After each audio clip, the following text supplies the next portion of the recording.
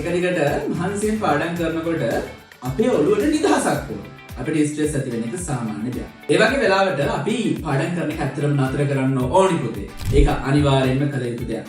පාඩම් කරන එක නතර කරලා අපේ මනස එහෙම නැත්නම් අපේ හිත සැහැල්ලු වෙන දෙයකට අපේ හිත යොමු කරන්න පුළුවන්. උදාහරණයක් ගීතයක් අහන්න පුළුවන්. එහෙම නැත්නම් කවියක් රස විඳින්න පුළුවන්. පොඩි වීඩියෝ එකක් බලන්න පුළුවන්. පොඩ්ඩක් එළියට ගිහිල්ලා ඉවරලා වත්ත වටේ ඇවිදලා ඉන්න පුළුවන්. එහෙම නැත්නම් අරුම පුදුම දේවල් ගැන හොයන අයට ඒ වගේ දෙයක් සර්ච් කරලා බලන්න පුළුවන්. උදාහරණයක් කියන්නද? ලෝකෙ ඉන්න මනක් කල්පිත පක්ෂිය. ඒ වගේ කෙනෙක් තමයි ෆීනික්ස් කුරුල්ලා කියලා කියන්නේ. ෆීනික්ස් කුරුල්ලාගේ තියෙන විශේෂත්වය තමයි මෙයා මනක් කල්පිතයි.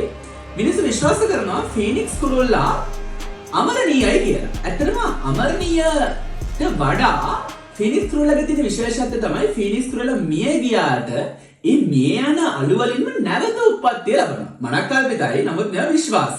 හරි?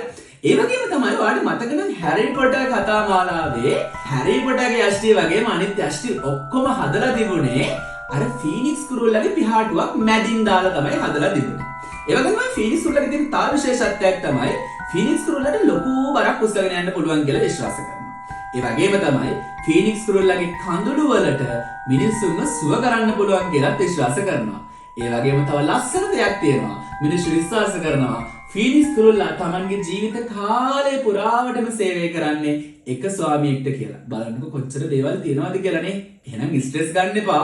ස්ට්‍රෙස් වලට ඔය දෙයක් ගැන හරි හොයන්න.